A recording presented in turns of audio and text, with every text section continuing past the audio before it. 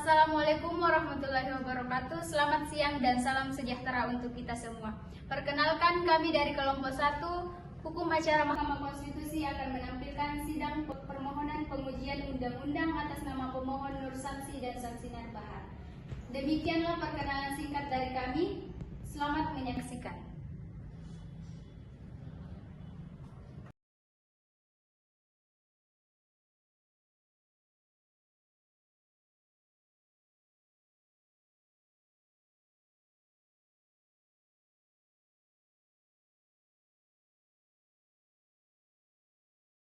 Kuasa hukum memasuki ruangan persidangan. Hadirin, pada hari ini tanggal 26 Juni 2025, sidang perkara pengujian undang-undang dengan nomor register perkara 001-PU-Datar-Romawi 20-2025 akan segera dimulai. Majelis hakim memasuki ruang persidangan. Hadirin dimohon berdiri.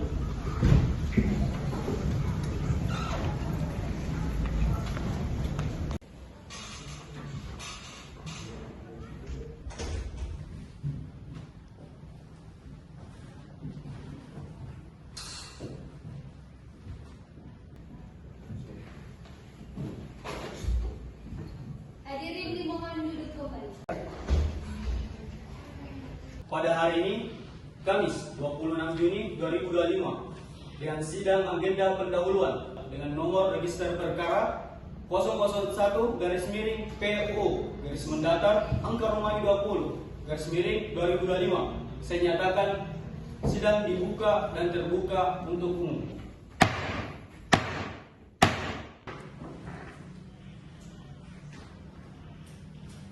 Assalamualaikum warahmatullahi wabarakatuh.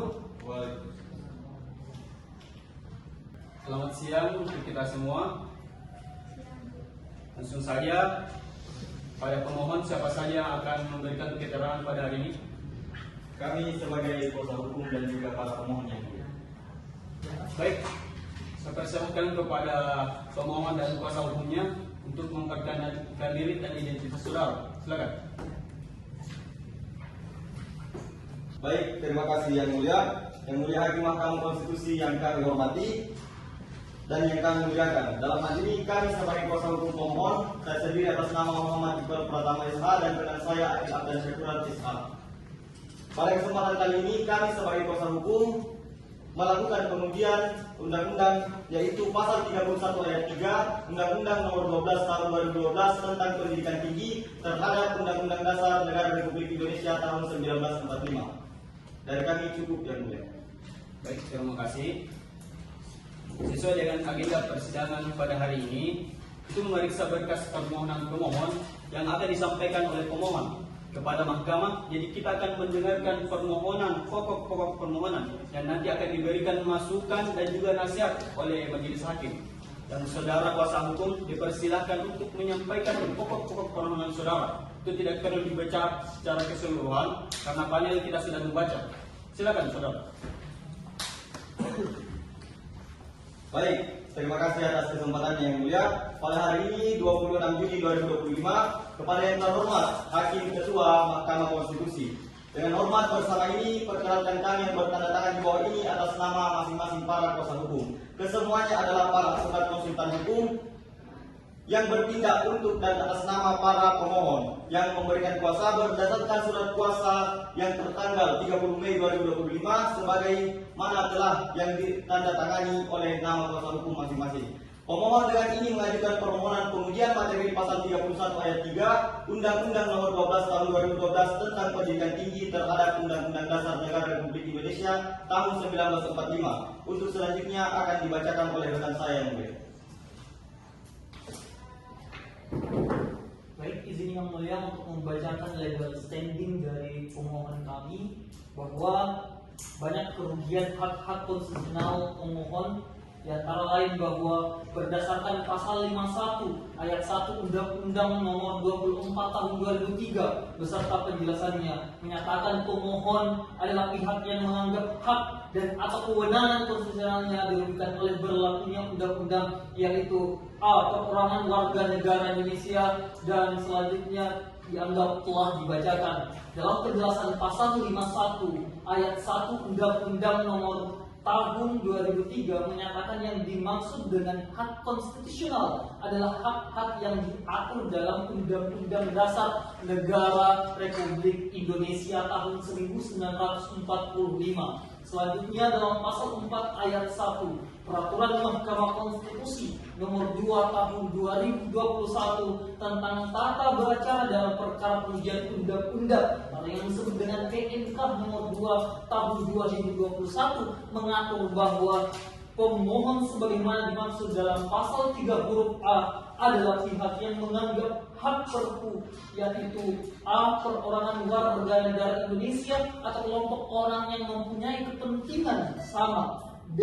kesatuan masyarakat hukum adat sepanjang masih hidup dan sesuai dengan perkembangan masyarakat dan prinsip negara kesatuan Republik Indonesia yang diatur dalam undang-undang, dan selanjutnya dianggap telah dibacakan.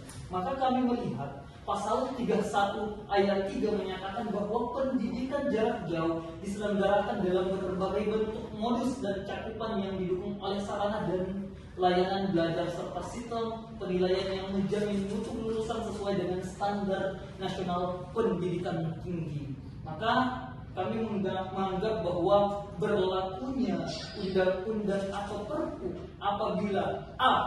ada hak dan atau kewenangan konstitusional pemohon yang diberikan oleh Undang-Undang Dasar 1945.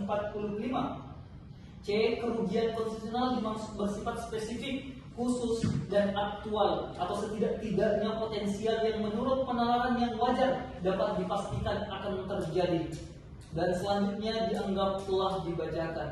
Maka kami menurut para pemohon ketentuan pasal 31 ayat 3 Undang-Undang Nomor 12 Tahun 2012 tentang pendidikan tinggi setidak-tidaknya memiliki 3 persoalan pokok, yang mana persoalan dimaksud telah menimbulkan kerugian konstitusional bagi para pemohon, yaitu 1. Tidak adanya jaminan pemerintah untuk memastikan pembiayaan dan ketersediaan pendidikan tinggi bagi seluruh warga negara Indonesia, dan selanjutnya dianggap telah dibacakan. Maka kami mohon kepada Majelis Hakim MK untuk kiranya memutuskan sebagai berikut: 1. Mengabulkan permohonan pemohon untuk seluruhnya. 2. Menyatakan pasal 31 ayat 3 Undang-Undang Nomor 12 Tahun 2012 tentang pendidikan tinggi bertentangan dengan Undang-Undang Dasar Negara Republik Indonesia tahun 1945 dan tidak mempunyai kekuatan hukum mengikat. 3. Menyatakan bahwa dalam Undang-Undang Nomor 12 Tahun 2012 terutama dalam pasal 31 ayat 3 yang menyatakan bahwa pendidikan jarak jauh diselenggarakan dalam berbagai bentuk modus dan cakupan yang didukung oleh sarana dan layanan belajar serta sistem penilaian yang menjamin mutu lulusan sesuai dengan standar nasional pendidikan tinggi, memerlukan suatu penjelasan yang dijelaskan secara lebih rinci lagi. Mungkin itu saja yang mulia, dan terima kasih.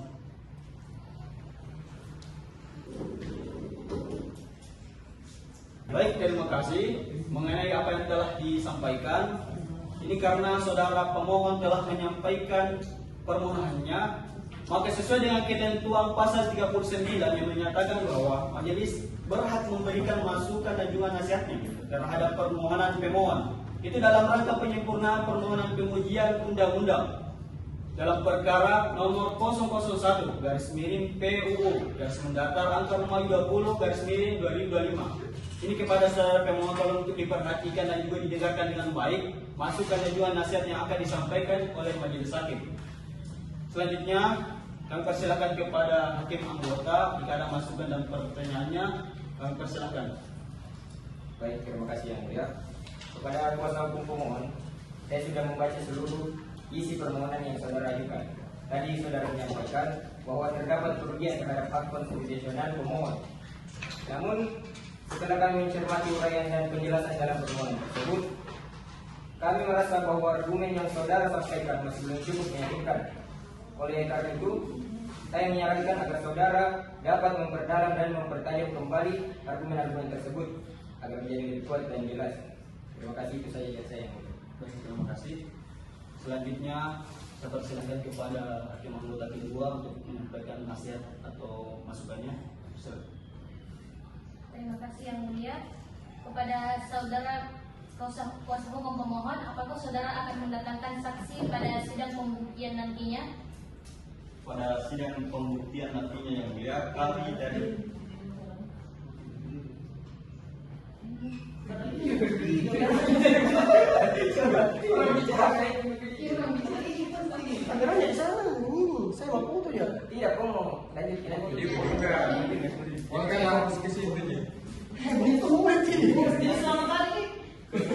Tidak, kamu mau lanjut nanti. Tidak, ini tidak apa-apa kalau pertanyaan singkat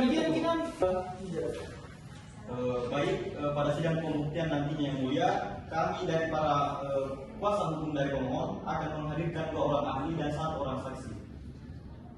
Baik, untuk ahlinya saya sarankan untuk mempersiapkan bahan yang akan diperlukan agar mempermudah para pihak untuk apa yang akan disampaikan nantinya.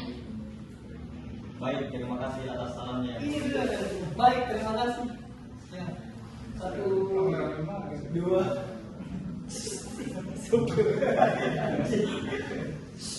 Oke, 1, 2, 3. Baik, terima kasih atas sarannya yang mulia. Terima kasih, itu saja dari saya yang mulia. Baik, terima kasih.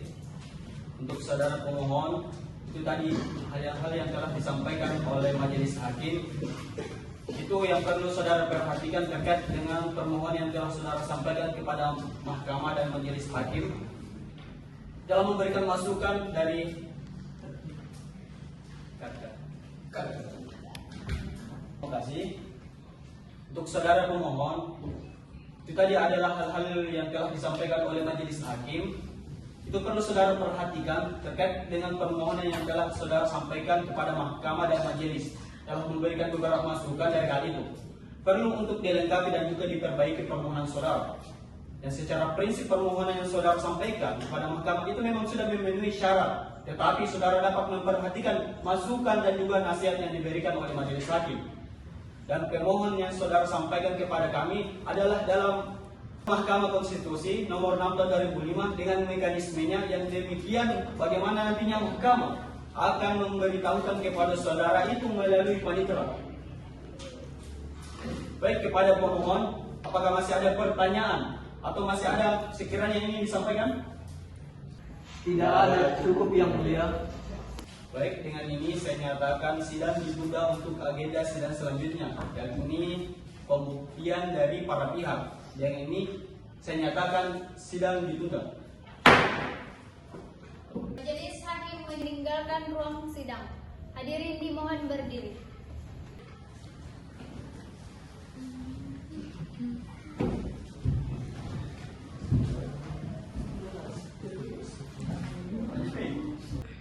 Bismillahirrahmanirrahim. Pada hari ini, Rabu, tanggal 3 Juli 2025, dengan agenda pembacaan perbaikan permohonan dan pembuktian dengan nomor register perkara 001/PUU angka Romawi 20/2025. Saya nyatakan dibuka dan terbuka untuk umum.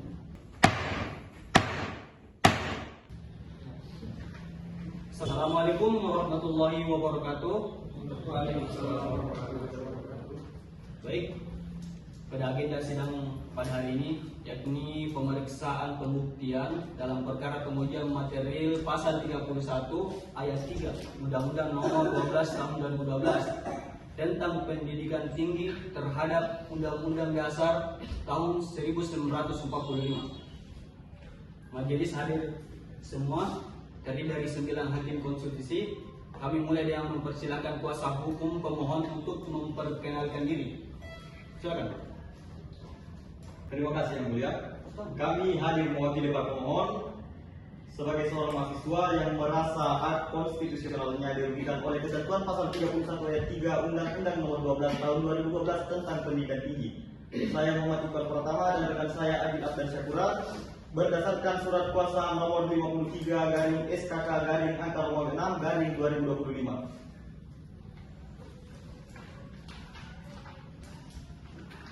Baik, terima kasih. Selanjutnya telah hadir pula perwakilan dari pemerintah dan DPR RI. Kami persilahkan untuk memperkenalkan diri. Silakan. Baik yang mulia, saya hadir mewakili Presiden Republik Indonesia, saya Dr. Ahmad Faisal, Dirjen Pendidikan Tinggi Kemendikbudristek, hadir untuk menyampaikan pandangan resmi pemerintah. Baiklah, selanjutnya pihak pemohon apakah telah menyusun dan menyampaikan perbaikan pemohon kepada panitia mahkamah? Silakan bacakan pokok-pokok perbaikan dari pemohon. Sudah yang mulia. Baik, terima kasih yang mulia. Sesuai dengan saran dan arahan dari Majelis Hakim Mahkamah Konstitusi mengenai beberapa perbaikan dalam permohonan kami, maka kami selaku kuasa hukum pemohon akan memaparkan hal-hal yang telah kami perbaiki, yakni sebagai berikut. 1. Kami akan menguraikan hak konstitusional yang dilanggar. Kami mempertegaskan bahwa hak konstitusional para pemohon yang didalilkan mengalami kerugian adalah 1. Hak untuk mendapatkan pendidikan tinggi yang layak dan terjangkau sebagaimana diatur dalam pasal 31 ayat 2 Undang-Undang Dasar 1945 dan selanjutnya dianggap telah dibacakan. 2. Hubungan kausalitas antara pasal 31 ayat 3 Undang-Undang Nomor 12 Tahun 2012 dengan kerugian konstitusional dalam perbaikan permohonan. Kami tegaskan bahwa norma yang diuji tidak secara eksplisit menyebut kewajiban negara dalam pembiayaan pendidikan tinggi. 2. Hal tersebut telah menyebabkan pembiaran terhadap praktik diskriminatif antara mahasiswa PTN dan PTS serta ketimpangan dalam subsidi dan bantuan. Dan selanjutnya dianggap telah dibacakan. 3. Penambahan norma pembandingan. Kami juga menambahkan perbandingan dari putusan Mahkamah Konstitusi nomor 30 garing PUU garis mendatar angka Romawi 16 garing 2018 dan putusan 112 garing PUU garis mendatar angka Romawi 20 garing 2022 yang menegaskan bahwa mahkamah berwenang memberi tafsir konstitusional bersyarat terhadap norma undang-undang yang multitafsir. 4. Penajaman petitum.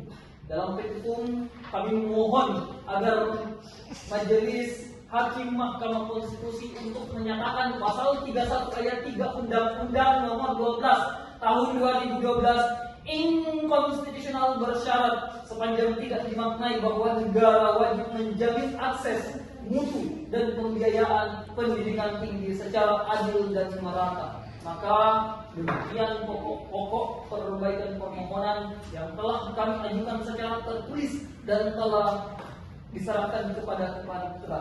Kami siap melanjutkan ke agenda sidang selanjutnya sesuai penetapan Majelis Hakim yang mulia. Terima kasih. Baik, terima kasih.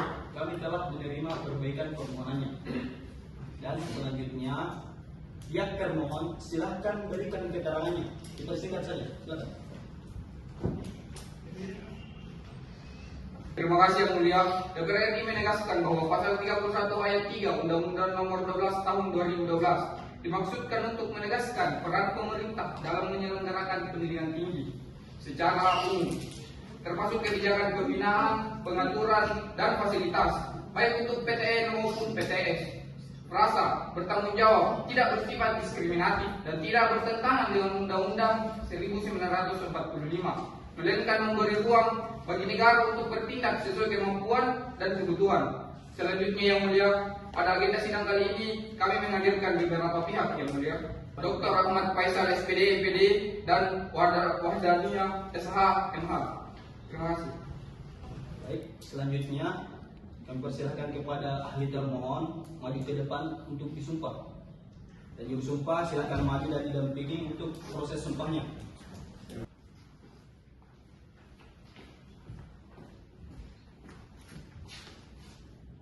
Yang mulia Profesor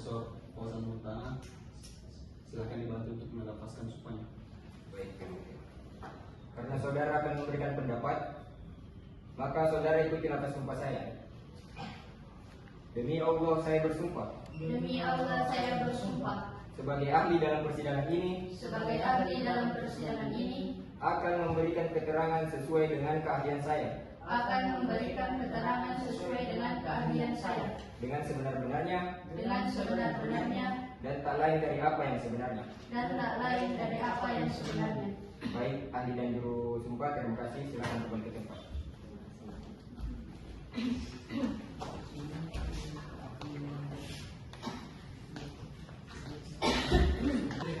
Untuk Profesor Dr. Ahmad Faisal, silahkan maju ke depan dan berikan keterangannya dengan durasi maksimal 7 menit saja. Silakan.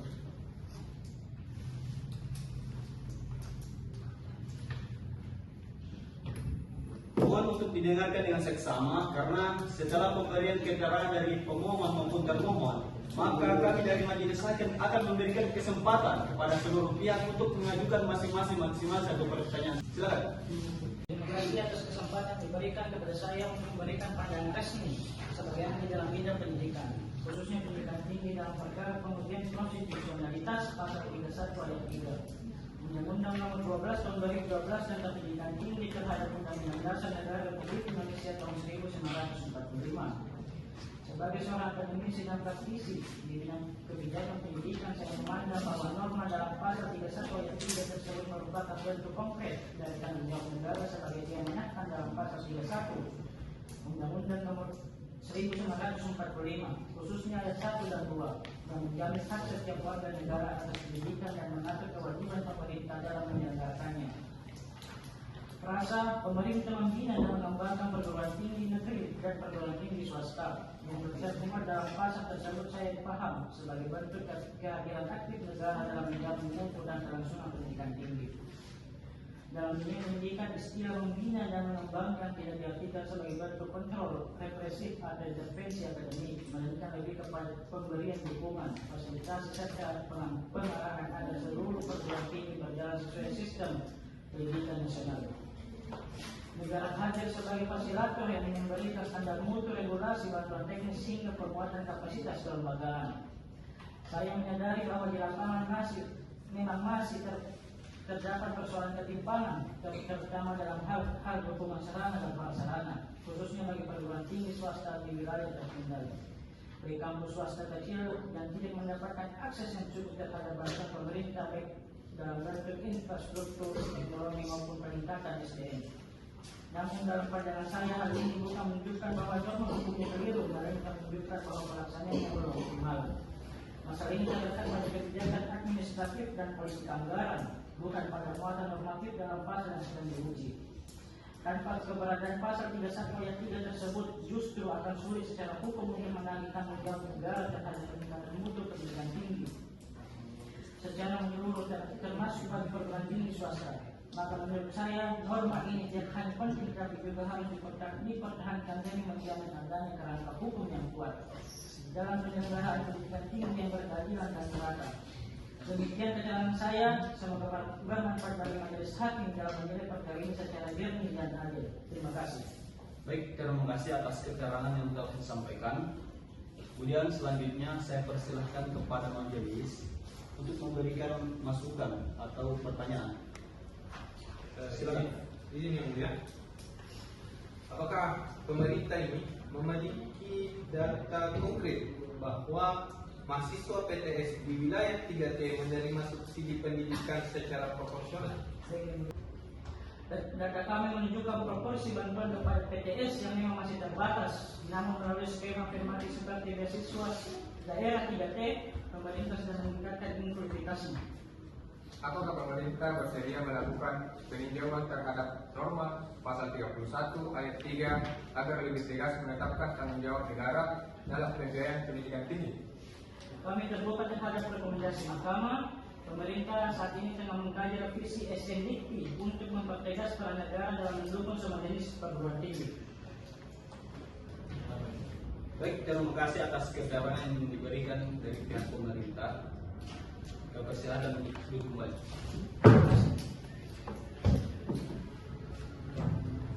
Selanjutnya mendengarkan keterangan dari pihak DPR. Kami persilakan perwakilan DPR untuk memberikan keterangannya. Silakan.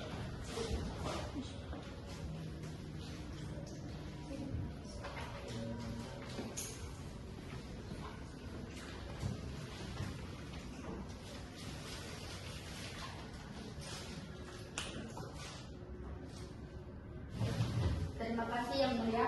Saya akan memberikan pandangan konstitusional terhadap permohonan pengujian pasal 31 ayat 3 Undang-Undang Nomor 12 Tahun 2012 yang diajukan oleh pemohon. Pertama, penting dipahami bahwa pasal 31 ayat 3 Undang-Undang Pendidikan Tinggi adalah norma kebijakan terbuka yang menyerahkan bentuk dan teknis tanggung jawab negara kepada kebijakan pembentuk undang-undang. Norma tersebut tidak bisa serta-merta dianggap bertentangan dengan Undang-Undang Dasar 1945 hanya karena tidak menyebutkan secara eksplisit soal pembiayaan atau subsidi. Kedua, Undang-Undang Dasar 1945 dalam pasal 31 ayat 2 menyebutkan kewajiban pembiayaan oleh negara secara eksplisit hanya untuk pendidikan dasar. Konstitusi tidak secara langsung mewajibkan negara membiayai pendidikan tinggi secara penuh. Dalam konteks itu, pembentuk undang-undang telah menetapkan bahwa pendidikan tinggi menjadi tanggung jawab bersama antara negara, masyarakat, dan individu yang menikmati layanan pendidikan tersebut. Ketiga, mengenai anggapan diskriminasi antara perguruan tinggi negeri dan perguruan tinggi swasta, perlu dijelaskan bahwa perbedaan perlakuan tidak identik dengan diskriminasi. Negara tetap menyediakan skema bantuan bagi mahasiswa PTS melalui beasiswa, kuliah, dan program afirmatif lainnya. Karena itu, argumen pemohon soal ketimpangan dukungan negara kurang berdasar secara konstitusional dan faktual. Keempat, tidak adanya frasa eksplisit soal pembiayaan dalam pasal 31 ayat 3 bukanlah pelanggaran konstitusi. Sebab pembiayaan adalah aspek kebijakan teknis yang diatur lebih lanjut melalui peraturan turunan dan anggaran tahunan negara. Konstitusi tidak mengatur teknis pelaksanaan tetapi prinsip umum. Maka pengujian konstitusionalitas atas dasar ketidakpuasan kebijakan lebih tepat disampaikan melalui kanal legislasi bukan Mahkamah Konstitusi. Kelima, norma pasal 31 ayat 3 tidak mencabut, membatasi atau menghapus hak konstitusional warga negara. Norma tersebut justru menegaskan peran negara dalam menjamin mutu pendidikan tinggi, termasuk melalui pendidikan jarak jauh yang lebih fleksibel dan berbasis teknologi. Demikian keterangan saya sebagai ahli. Terima kasih. Terima kasih. Saya persilahkan kepada tim anggota untuk bertanya. Silakan. Baik Yang Mulia, terima kasih. Apakah DPR memiliki rencana amandemen untuk menambahkan frase pembiayaan agar norma ini tidak multitafsir? Kami sedang menginisiasi evaluasi Undang-Undang Nomor 12 Tahun 2012 dan terbuka atas masukan Mahkamah untuk memperjelas makna dan tanggung jawab negara. Apakah DPR memiliki kajian atau evaluasi tentang dampak ketimpangan pembiayaan antara PTN dan PTS yang selama ini menjadi bagian dari kritik masyarakat? Apakah ini pernah menjadi pertimbangan dalam proses legislasi? Benar Yang Mulia, dalam berbagai rapat dengar pendapat dengan Asosiasi PTS dan Mahasiswa, isu ini kerap muncul. DPR melalui Komisi 10 telah merekomendasikan kepada pemerintah untuk memperluas skema bantuan kepada mahasiswa PTS, termasuk memperbesar alokasi kuliah dan memperluas cakupan bantuan sarana prasarana PTS, terutama di wilayah 3T. Kami menyadari bahwa masih ada disparitas dan hal ini menjadi bagian penting dalam agenda reformulasi kebijakan pendidikan nasional. Saudara, apakah ketentuan pasal 31 ayat 3 dalam praktiknya telah memunculkan diskriminasi terhadap mahasiswa di perguruan tinggi swasta, misalnya dalam hal akses terhadap bantuan atau jaminan mutu pendidikan? Yang Mulia, secara teknis memang terdapat ketimpangan akses. PTN memiliki dukungan APBN yang lebih besar dibandingkan dengan PTS. Namun perlu kami tegaskan bahwa hal tersebut bukan akibat langsung dari pasal AKUO, melainkan dari implementasi kebijakan yang belum sepenuhnya adil. Karena itu, DPR tengah mendorong RUU Pendidikan Nasional yang akan memuat prinsip perlakuan adil dan setara antara PTN dan PTS secara eksplisit. Kami mengakui bahwa perbaikan menyeluruh dibutuhkan. Terima kasih kepada saudara Oktania dari pihak DPR atas penjelasan dan dialog yang sangat komprehensif. Saya persilakan untuk kembali. Terima kasih. Oke.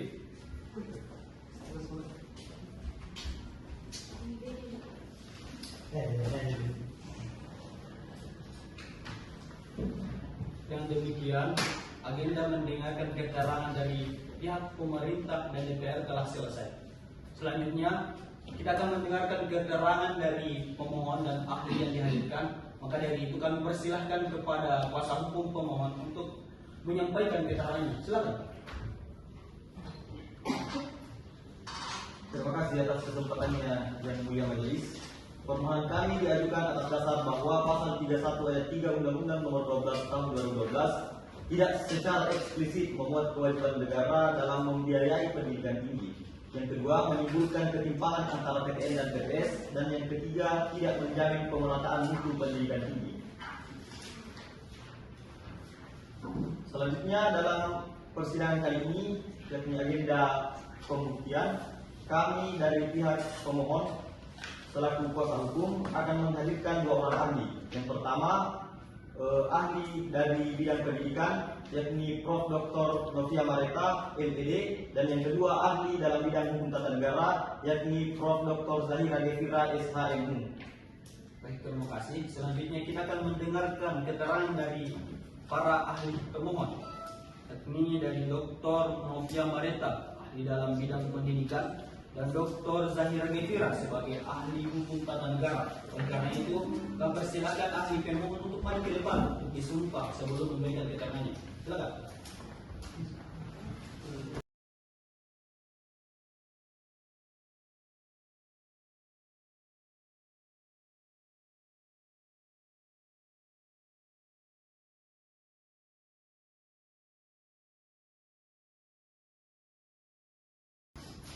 Profesor Dr. Fauzan Montana, silakan dibantu melepaskan sumpahnya. Baik. Karena saudara akan memberikan pendapat, maka saudara ikuti atas sumpah saya ya. Demi Allah saya bersumpah Demi Allah saya bersumpah sebagai ahli dalam persidangan ini sebagai ahli dalam persidangan ini akan memberikan keterangan sesuai dengan keahlian saya akan memberikan keterangan sesuai dengan keahlian saya dengan sebenar-benarnya dengan sebenar-benarnya dan tak lain dari apa yang sebenarnya. dan tak lain dari apa yang sebenarnya. Baik, ahli dan bersumpah silakan kepada kita.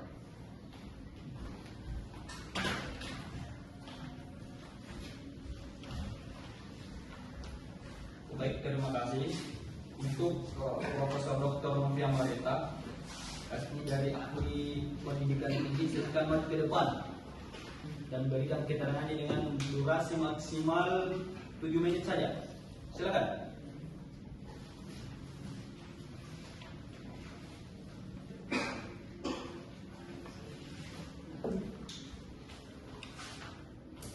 Baik, terima kasih yang mulia atas kesempatan yang diberikan. Saya akan menyampaikan keterangan saya sebagai ahli pendidikan tinggi dari pemohon. Berdasarkan kajian saya, pasal 31 ayat 3 Undang-Undang Pendidikan Tinggi menyatakan bahwa pendidikan jarak jauh harus mendukung sarana, layanan, dan sistem penilaian yang menjamin mutu. Namun, norma ini tidak menyebut secara eksplisit kewajiban negara dalam pembiayaan, pemerataan akses, atau subsidi pendidikan tinggi, terutama bagi masyarakat dari golongan ekonomi lemah atau yang berasal dari daerah 3T. Hal ini berpotensi bertentangan dengan pasal 28C, 28D, 28H, dan pasal 31 ayat 2 Undang-Undang Dasar 1945 yang menjamin hak untuk mengembangkan diri melalui pendidikan, hak atas perlakuan yang adil, dan hak hidup sejahtera. Berdasarkan temuan lapangan dan data dari Kemendikbud maupun LLIT, mahasiswa dari perguruan tinggi swasta dan dari daerah 3T umumnya tidak mendapat bantuan setara dengan mahasiswa di PTN. Akibatnya, mereka terbebani biaya UKT, biaya hidup, dan terbatas akses fasilitas belajar. Hal ini berkontribusi terhadap komersialisasi pendidikan tinggi yang tidak sesuai dengan amanat konstitusi.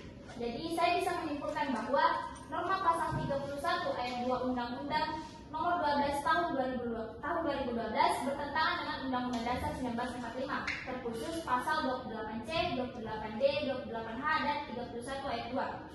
Mahkamah Konstitusi perlu untuk merumuskan norma baru yang menetapkan secara tegas bahwa negara wajib menjamin akses dan memeratakan kualitas pendidikan tinggi secara adil. Demikian keterangan saya sebagai ahli. Terima kasih yang mulia. Baik, Prof. Novia, Anda menyebutkan bahwa norma pasal 31 ayat 3 ini bersifat terbuka dan multitafsir. Apakah ada konsekuensi langsung dari norma tersebut terhadap kegiatan di lapangan, khususnya dalam konteks pembiayaan dan akses terhadap mahasiswa? Baik, terima kasih atas pertanyaannya yang mulia. Konsekuensi langsung dari norma terbuka itu adalah tidak adanya kepastian peran negara dalam membiayai pendidikan tinggi, khususnya bagi mahasiswa yang menempuh studi di perguruan tinggi swasta atau yang berasal dari daerah 3T. Kami menemukan bahwa banyak institusi pendidikan tinggi swasta yang kekurangan sarana, namun tidak masuk ke dalam skema bantuan pemerintah.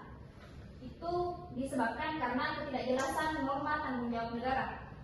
Norma ini memberikan ruang bagi negara untuk menghindari kewajiban konkret, karena tidak mewajibkan pembiayaan, hanya menyebut bertanggung jawab dalam penyelenggaraan.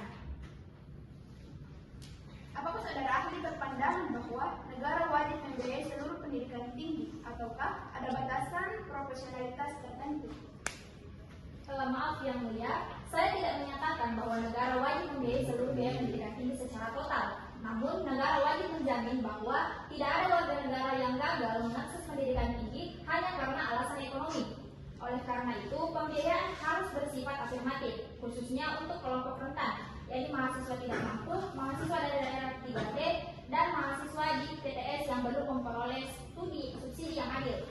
Prinsip proporsionalitas dan afirmasi konstitusional harus menjadi acuan.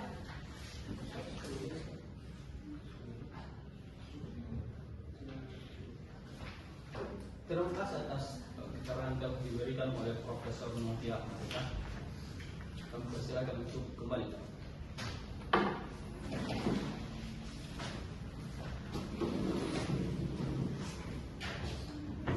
Selanjutnya kami persilakan kepada Profesor Dr. Zahira Gevira selaku ahli hukum tata negara untuk maju ke depan memberikan keterangannya. Silakan.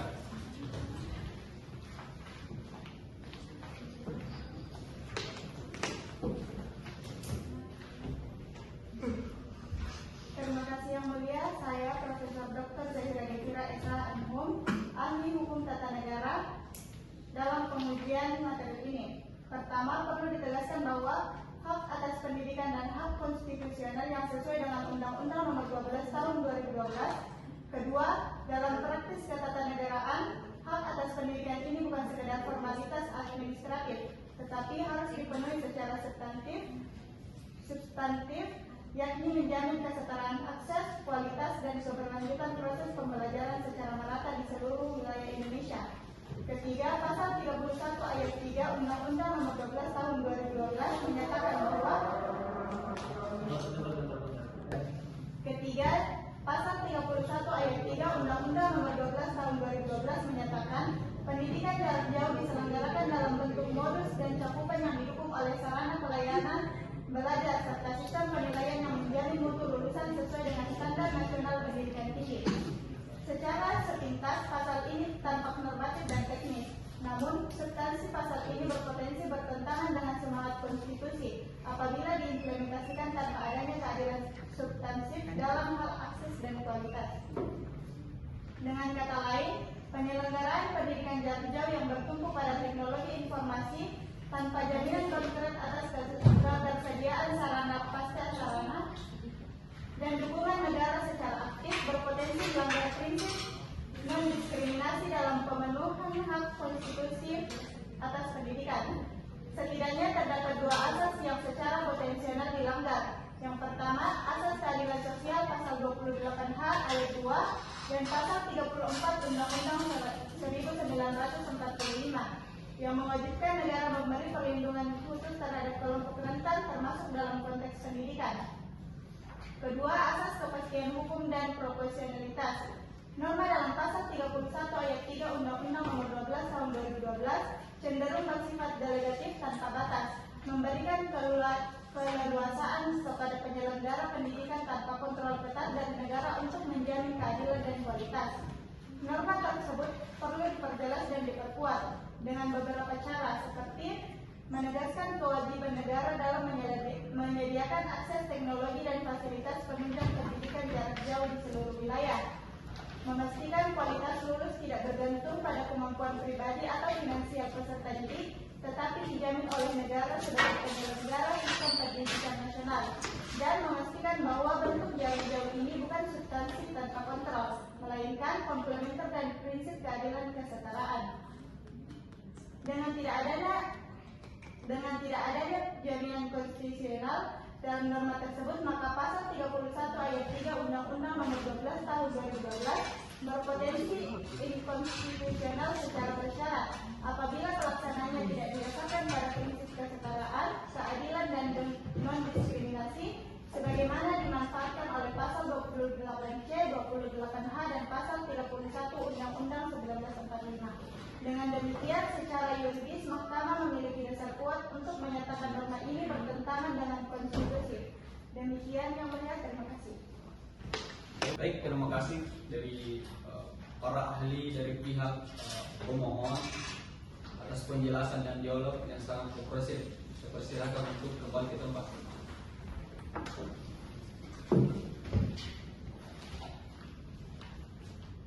Langsung saja saya persilahkan kepada saksi maju ke depan disumpah sebelum memberikan keterangannya.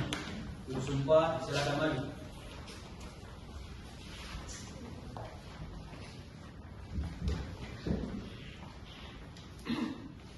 Yang mulia Profesor Hasan Mukana mau dibantu untuk melepaskan.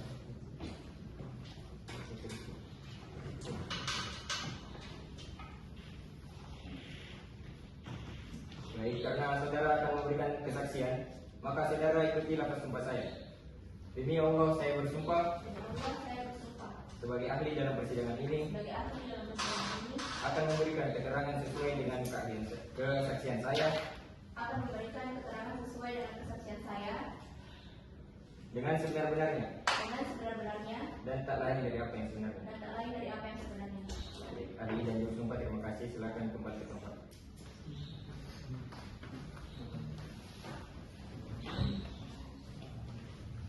Langsung saja pada saudara saksi untuk memberikan keterangannya.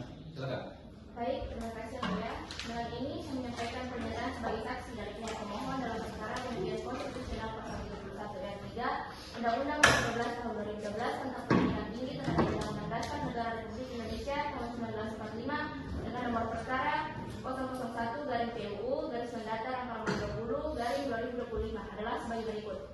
Poin yang pertama, saya adalah mahasiswa aktif di salah satu perguruan tinggi swasta atau PTS yang selama ini tidak memperoleh perlakuan dan fasilitas yang setara dari negara, sebagaimana yang umumnya dinikmati oleh mahasiswa di perguruan tinggi negeri atau PTN. Poin yang kedua, selama menempuh pendidikan, saya mengalami kesulitan pembiayaan karena tidak mendapatkan bantuan UKT, subsidi pemerintah maupun program beasiswa secara merata. Sementara itu, teman-teman saya di PTN mendapatkan berbagai bentuk bantuan yang dijamin oleh negara. Poin ketiga, dalam kenyataannya, pasal 31 ayat 3 Undang-Undang Nomor 12 Tahun 2012 hanya menyebut pemerintah bertanggung jawab atas penyelenggaraan pendidikan tinggi tanpa menjelaskan bentuk konkret tanggung jawab itu dalam aspek pembiayaan dan pemerataan fasilitas pendidikan. Poin yang keempat, akibatnya saya dan banyak mahasiswa lain di PTS merasa terdiskriminasi secara sistematik dan struktural. Kami membayar biaya kuliah yang lebih tinggi, menghadapi keterbatasan fasilitas, tetapi tidak memiliki akses yang setara terhadap program beasiswa. Poin yang kelima, saya merasa hak konstitusional saya telah dilanggar, khususnya sebagaimana dijamin dalam pasal 28 ayat 1 yaitu hak untuk mengembangkan diri melalui pendidikan, pasal 28 ayat 1 dan 2 yaitu hak kepastian hukum dan perlakuan yang adil, pasal 28H ayat 1 yaitu hak hidup sejahtera dan memperoleh pelayanan pendidikan, dan pasal 28I ayat 2 yaitu hak bebas dari perlakuan diskriminatif. Kemudian pada poin yang ke-6, saya juga melihat banyak teman saya dari daerah tertinggal atau 3T, terdepan, terluar, dan tertinggal tidak dapat melanjutkan pendidikan tinggi karena tidak tersedianya fasilitas perguruan tinggi yang memadai di daerahnya dan tidak adanya intervensi nyata dari negara. Kemudian poin yang terakhir, berdasarkan pengalaman pribadi saya mendukung penuh permohonan pengujian konstitusional pasal 31 ayat 3 UU Pendidikan Tinggi agar negara tidak hanya sekedar menyatakan bertanggung jawab, tapi juga menjalankan komitmen konkret, terukur, dan adil dalam membiayai serta memeratakan pendidikan tinggi di seluruh maupun swasta. Demikian pernyataan ini saya buat dengan sebenarnya untuk digunakan sebagaimana mestinya dalam persidangan Mahkamah Konstitusi Republik Indonesia. Baik, terima kasih atas penyampaian yang telah disampaikan oleh saksi. Silakan untuk kembali ke tempat. Terima kasih.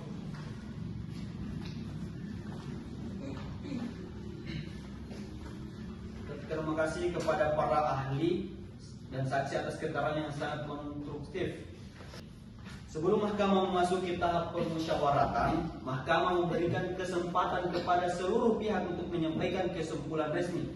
Dimulai dari pihak pemohon, silakan kuasa hukum pemohon untuk menyampaikan kesimpulan. Silakan. Baik, terima kasih kepada majelis yang mulia, ketua dan anggota majelis hakim Mahkamah Konstitusi yang kami hormati. Setelah melalui proses yang panjang dalam persidangan ini, pengajuan bukti serta penyampaian keterangan para ahli, izinkan kami menyampaikan bahwa kesimpulan sebagai berikut.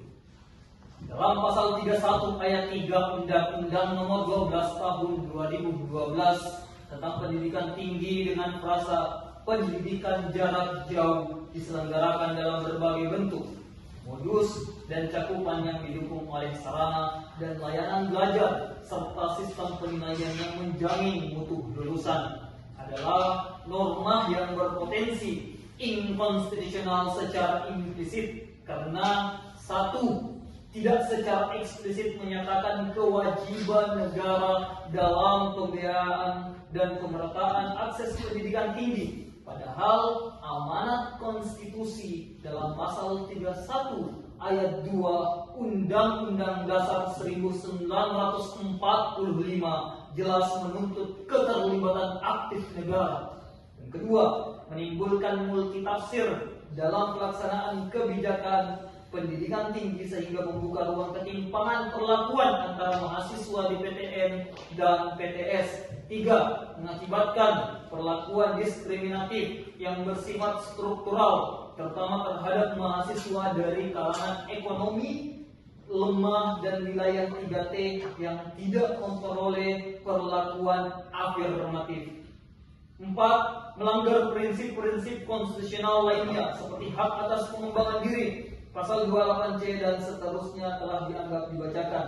Maka berdasarkan hal-hal tersebut, kami memohon kepada seluruh majelis hakim Mahkamah Konstitusi untuk 1. Menyatakan bahwa pasal 31 ayat 3 Undang-Undang Nomor 12 Tahun 2012 tentang pendidikan tinggi bertentangan dengan Undang-Undang Dasar 1945 secara bersyarat. Kedua, menyatakan bahwa pasal tersebut hanya dapat dinyatakan konstitusional sepanjang dimaknai negara wajib menjamin akses mutu dan pembiayaan pendidikan tinggi secara adil dan merata kepada seluruh warga negara, termasuk bagi mahasiswa dari perguruan tinggi swasta dan daerah tertinggal. Kami berharap kepada mahkamah dapat memberikan tafsir konstitusional progresif dan menegakkan keadilan sosial dan pendidikan yang merata di seluruh Indonesia.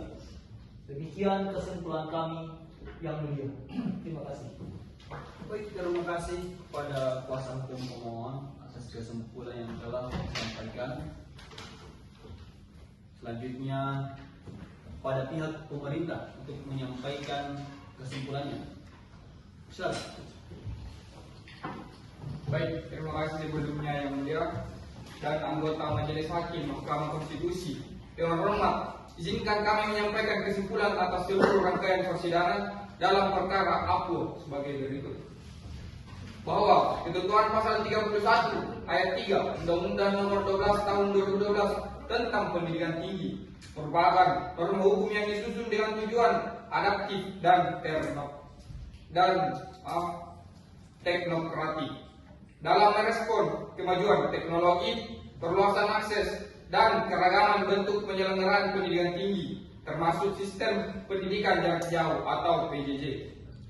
Pemerintah berpandangan bahwa 1. Frasa pemerintah bertanggung jawab atas penyelenggaraan pendidikan tinggi tidak dapat dimaknai secara sempit hanya sebagai pembiayaan, melainkan mencakup tanggung jawab perumusan kebijakan nasional, penjamin mutu, standarisasi, serta fasilitas akses dan infrastruktur sesuai dengan kemampuan keuangan negara dan prinsip keadilan sosial. Yang kedua, ketentuan pasal 31 ayat 3 tidak dimaksudkan untuk membebaskan pemerintah dari kewajiban pembiayaan pendidikan tinggi, melainkan sebagai norma payung yang dijabarkan dalam berbagai kebijakan afirmatif seperti kit kuliah untuk mahasiswa kurang mampu. Kedua, bantuan operasional PTN dan dukungan insentif terbatas kepada PTS. Ketiga, dana lembaga pengelolaan dana pendidikan atau LPDP untuk afirmasi kelompok marginal dan daerah 3T. Yang ketiga, pemerintah menyadari bahwa masih terdapat kesenjangan implementatif antara PTN dan PTS serta akses pendidikan tinggi antar wilayah. Namun, hal ini bukan karena norma dalam pasal 31 ayat 3 melanggar konstitusi, melainkan karena tantangan eksekusi teknis dan alokasi fiskal yang terus diperbaiki secara bertahap. Yang keempat, norma tersebut tidak bertentangan dengan Undang-Undang Negara Republik Indonesia tahun 1945 karena tetap menegaskan peran negara dalam menjamin mutu dan akses pendidikan tinggi, memberi ruang fleksibilitas untuk pembaharuan kebijakan pendidikan berlandaskan pada prinsip proporsionalitas, kewajiban negara dan partisipasi masyarakat dalam pendidikan tinggi. Oleh karena itu, kami memohon kepada Majelis Hakim Mahkamah Konstitusi untuk yang pertama, menolak permohonan pemohon untuk seluruhnya. Yang kedua, menyatakan bahwa pasal 31 ayat 3 Undang-Undang Nomor 12 Tahun 2012 adalah konstitusional dan tidak bertentangan dengan Undang-Undang Negara Republik Indonesia tahun 1945. Yang ketiga, menyatakan bahwa kewajiban negara dalam pendidikan tinggi dapat dimaknai secara progresif melalui kebijakan fiskal dan program afirmasi yang telah dan sedang dijalankan. Demikian kesimpulan dari pemerintah. Terima kasih atas kesempatan yang diberikan yang mulia.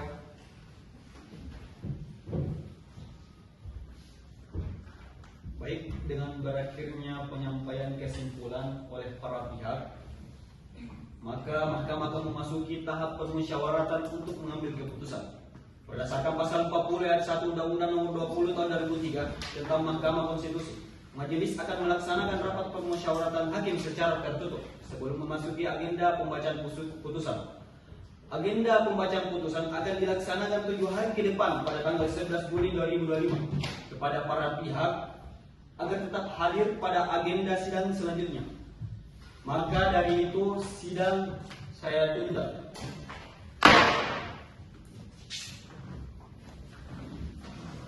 Majelis Hakim meninggalkan ruang sidang. Hadirin dimohon berdiri.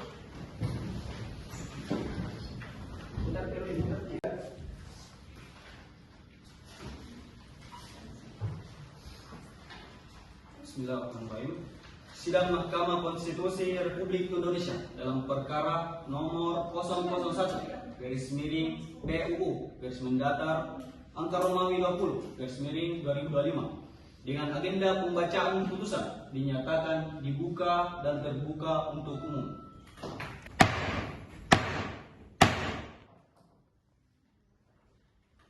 Baik, sebelum Mahkamah membacakan putusan, kami tegaskan bahwa putusan ini bersifat final dan mengikat. Hadirin diharapkan menjaga ketertiban dalam persidangan berlangsung. Pertama-tama, pembacaan putusan permohonan terlebih dahulu yang akan disampaikan oleh saya sendiri.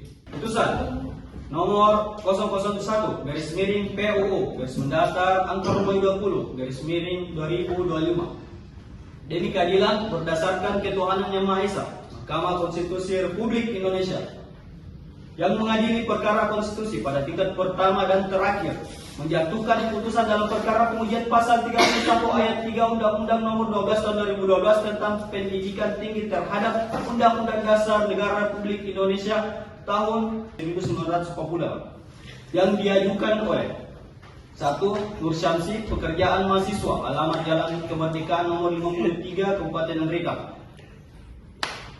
Selanjutnya disebutkan sebagai pemohon 1. Nama Samsinar Bahar, pekerjaan mahasiswa, alamat Jalan Surya Pelita nomor 2, Kabupaten Nagari. Selanjutnya disebutkan sebagai pemohon 2. Membaca permohonan pemohon, mendengarkan keterangan pemohon, memeriksa bukti-bukti pemohon. Yang terakhir, berdasarkan ketentuan tersebut, maka pemohon berpendapat bahwa konstitusi berhak dan berwenang untuk memeriksa dan memutus permohonan pengujian konstitusional undang-undang ini. Kedudukan hukum dan kerugian konstitusional pemohon. Kedua, Kedudukan hukum dan kerugian konstitusional pemohon.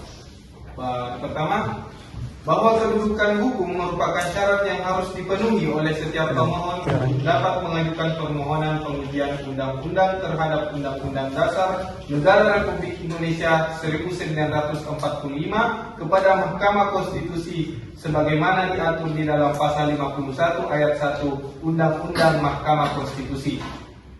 Kedua, bahwa putusan Mahkamah Konstitusi nomor 006/PUU garis datar angka Romawi 3 garis miring 2005 dan nomor 00011 garis miring PUU garis mendatar angka Romawi 5 garis miring 2007 juga menyebutkan tentang kapasitas pemohon dalam mengajukan permohonan pengujian undang-undang terhadap Undang-Undang Dasar Negara Republik Indonesia 1945.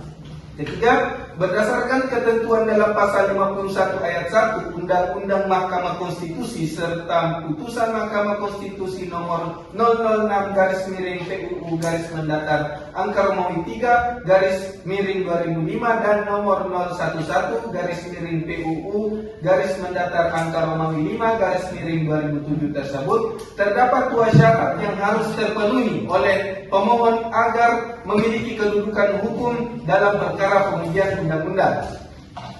Kemudian yang keempat, bahwa oleh karena demikian pemohon menguraikan kedudukan hukum pemohon dalam mengajukan permohonan pengujian konstitusionalitas pasal 31 ayat 3 Undang-Undang Pendidikan Tinggi. Kemudian kedua, kerugian konstitusional pemohon. Terkait variabel kerugian konstitusional, Mahkamah Konstitusi telah memberikan pengertian dan batasan yang jelas tentang kerugian konstitusional yang timbul karena berlakunya suatu undang-undang dengan 5 syarat sebagaimana tercantum di dalam putusan Mahkamah Konstitusi nomor 006/PUU garis mendatar angka Romawi 3 garis miring 2005 dan nomor 011/PUU garis mendatar angka Romawi 5 garis miring 2007 tersebut di atas. Kerugian konstitusional pemohon. Pertama, bahwa pemohon mempunyai hak konstitusional yang diberikan oleh Undang-Undang Dasar Negara Republik Indonesia tahun 1945. Hak-hak tersebut telah dilanggar atau berpotensi untuk dilanggar oleh berlakunya pasal 31 ayat 3 Undang-Undang Pendidikan Tinggi. Hak-hak tersebut sebagai berikut: hak untuk berserikat, berkumpul, dan menyatakan pikiran secara lisan maupun tulisan sebagaimana dijamin oleh pasal 28 Undang-Undang Dasar Negara Republik Indonesia tahun 1945 yang berbunyi, kemerdekaan berserikat dan berkumpul, mengeluarkan pikiran dengan lisan maupun tulisan dan sebagainya ditetapkan dengan undang-undang. Dalam pasal 31 ayat 3 Undang-Undang Nomor 12 Tahun 2012 berbunyi, pendidikan jarak jauh merupakan pendidikan formal berbasis lembaga yang secara khusus dirancang untuk dapat diikuti peserta didik yang tidak dapat mengikuti pendidikan secara tatap muka. Namun, norma ini tidak mengatur secara eksplisit tentang kewajiban negara dalam pembiayaan dan pemerataan mutu pendidikan tinggi, sebagaimana telah ditegaskan dalam pasal 31 ayat 2 Undang-Undang Negara Republik Indonesia tahun 1945.